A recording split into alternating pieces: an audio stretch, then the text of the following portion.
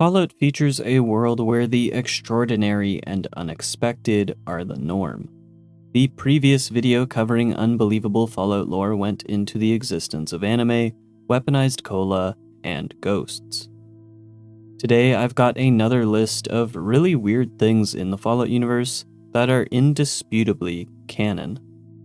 Buckle up, this is 8 more bits of unhinged Fallout lore that I can't believe are canon.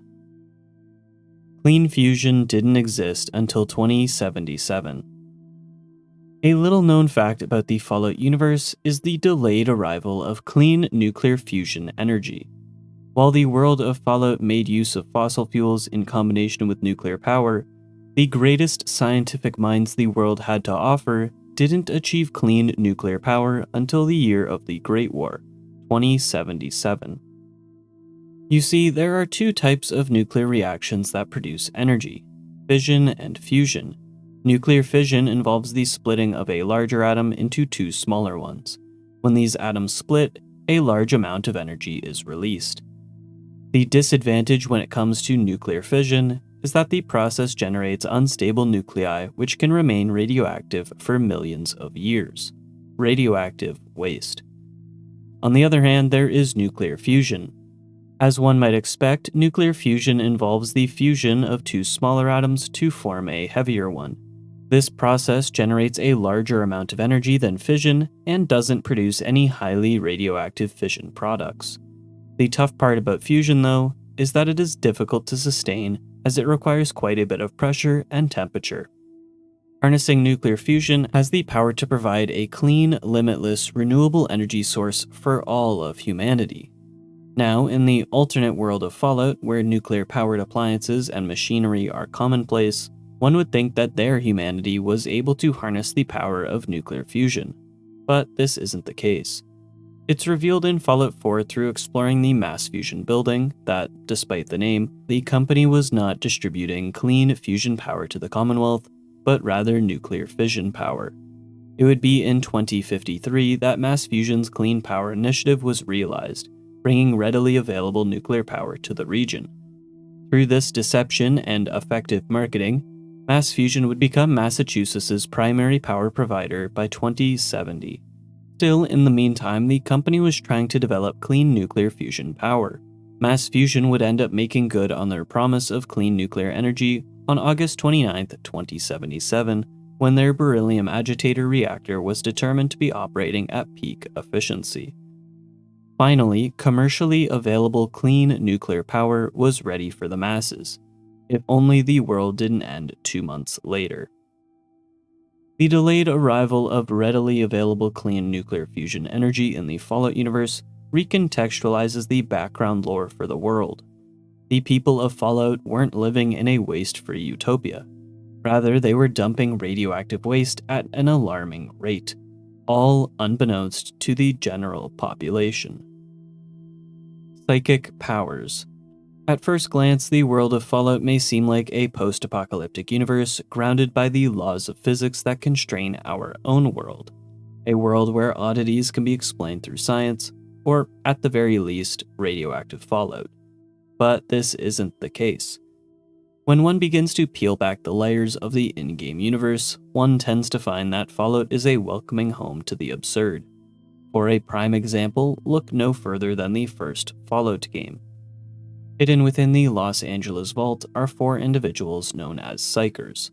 These Psychers are said to have been given special powers from the Master after undergoing a series of harsh experiments. Later installments of the franchise have further expanded on the rarity of psychic abilities. Fallout 2's Arroyo shaman, Hakunin, was able to speak to the Chosen One in their dreams. Melchior could summon creatures by throwing rats into radioactive goo. In Fallout 3, Professor Calvert is able to project his thoughts into the minds of others, and New Vegas features the Forecaster who is able to forecast the future. Like the Psychers from the first Fallout, the Forecaster is also found wearing a psychic nullifier. Mama Murphy from Fallout 4 has a similar power, able to use the sight to see visions of the future. And in Fallout 76, plenty of Mothman cultists and worshippers mention receiving visions or hearing voices. While the Fallout universe may seem like one that is grounded, similar to our own, the evidence of otherworldly and supernatural powers proves the opposite. Teleportation.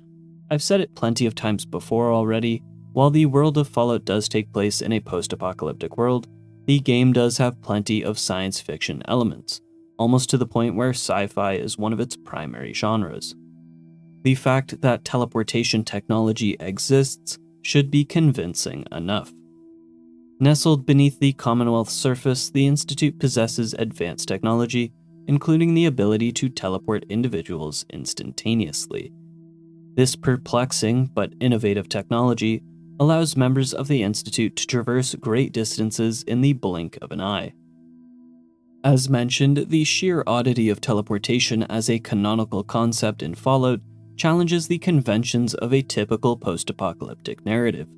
In a world that is shaped by the remnants of nuclear devastation and the struggle for survival, the inclusion of teleportation introduces a science fiction element that goes beyond traditional expectations. The Institute's teleportation technology is not only a gameplay mechanic for fast travel, but also acts as a narrative device that raises plenty of questions about the limits of the universe's technological advancement. If teleportation can exist, what other sci-fi technology or themes could exist as well? The canonicity of teleportation is quite mind-boggling. The Mothman exists. One of the best things Fallout 76 did was add a whole roster of cryptids into the lore of Fallout. While some of these beasts have been given backstories that fit within the context of the world, for example the Grafton monster and Snallygaster are FEV mutants, the Flatwoods monster is a Zatan, and the Megasloth has grown from radiation. But there is one infamous cryptid that lacks any sort of origin story.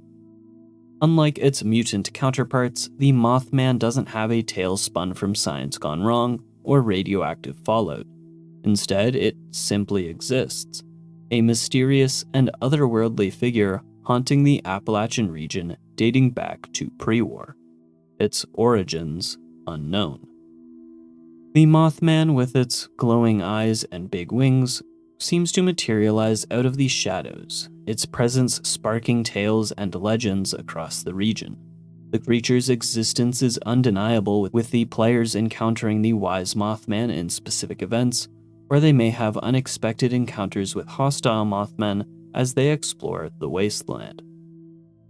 The Mothman is real, it is canon, and the already weird world of Fallout becomes that much weirder because of it. The Sonic Invasion. Old World Blues was the third add-on released for Fallout New Vegas. The locations, characters, and themes of the DLC are inspired by 50s science fiction. One of the best features of Old World Blues is the advanced player housing given to the player. The sink is a neat little home that sits atop the big empty dome. It comes with a bunch of appliances that offer various goods and services. It's great. But it can be better. As part of the All My Friends Have Off Switches side quest, you're tasked with collecting the personality and upgrade modules for the various appliances lying around. In doing so, you unlock some talkative friends, as well as improve their functionalities and livelihoods. What a good homeowner you are, helping out your AI buds, even if some of them aren't as appreciative. Anyway, in completing both the All My Friends Have Off Switches and Influencing People side quests, you end up affecting the DLC's overall ending slides. It is in one of these slides that a haunting event is revealed. If one installs the Jukebox's personality module, as well as 3 or more sound effects, the following ending slide plays. Blind-eyed old Jefferson, with sounds the courier brought him, created a symphonic counter-frequency that saved Big Mountain from sonic invasion in 2910. If you didn't hear about it, good. The Sonic Invasion of 2910. It would seem that over 600 years after the events of Fallout New Vegas, blind Diode Jefferson was able to stop an event known as the Sonic Invasion. Now, as for what Sonic Invasion is, or who or what is behind it, that's anyone's guess. Is it dangerous? Unsure. Could it be world-ending? Who knows?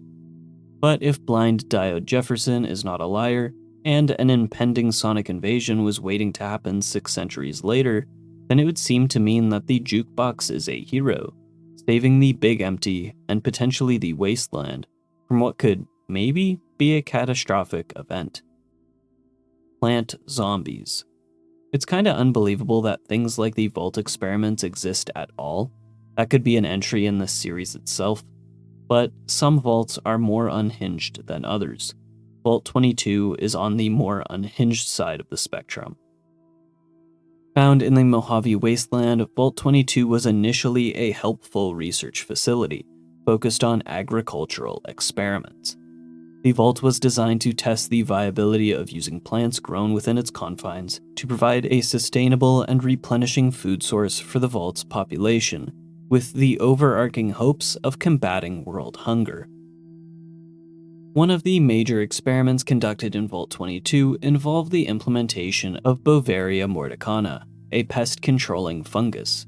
However, it was during their tests that the fungus became airborne, infecting many scientists and researchers.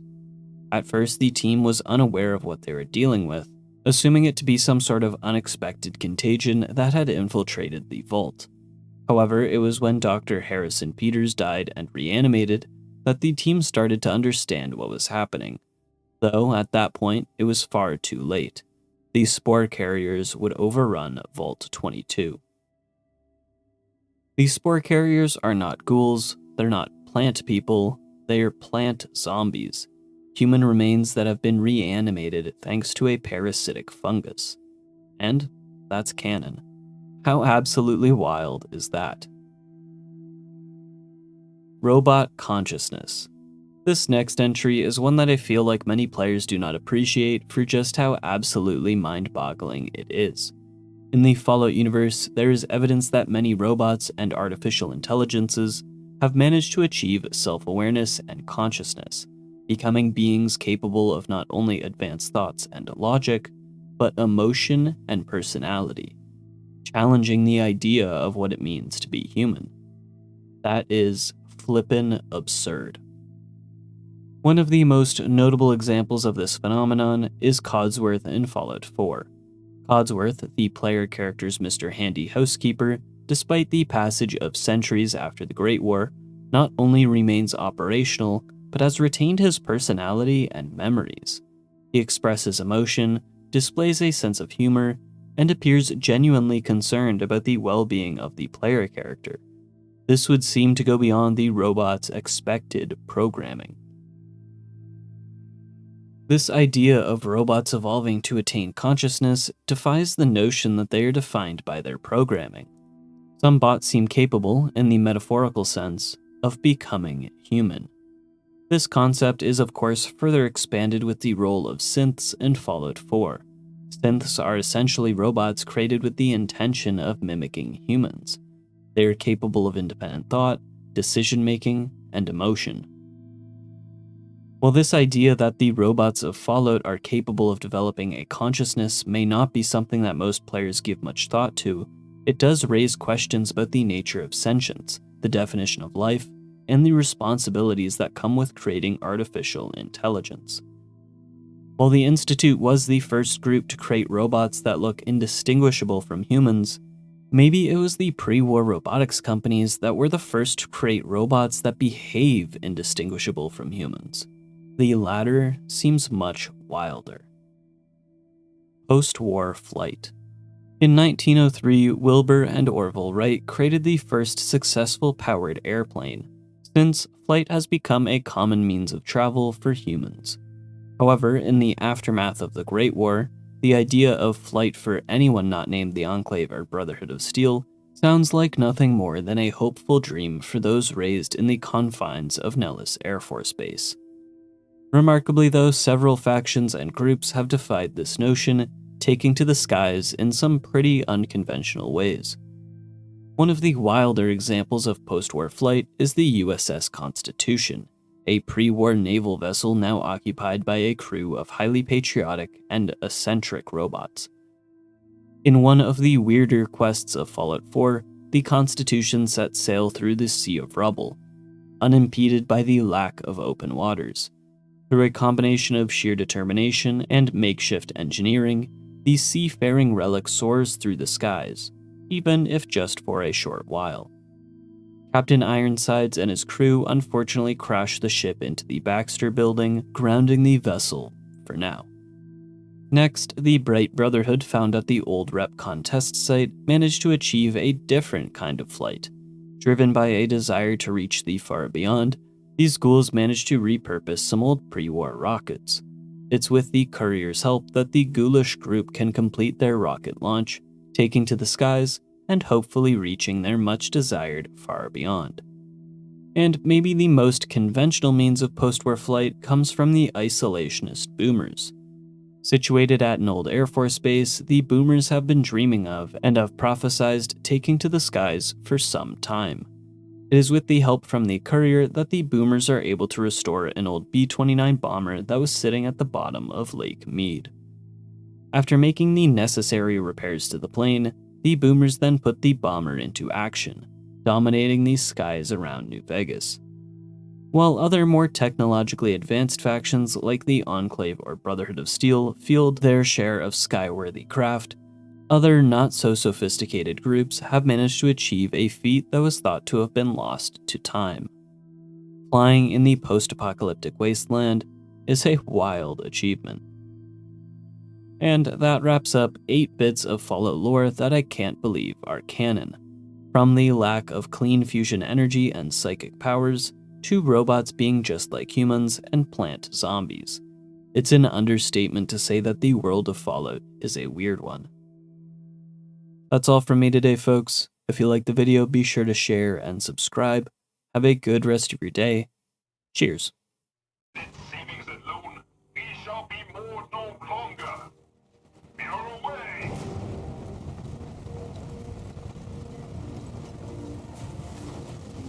2 points to starboard.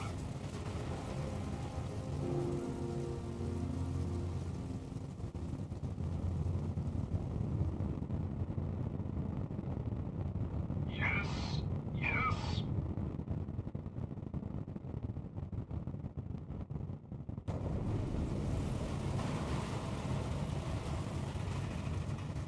We did it! Victory at last! Helm reports we are a quarter fathom closer to the Atlantic.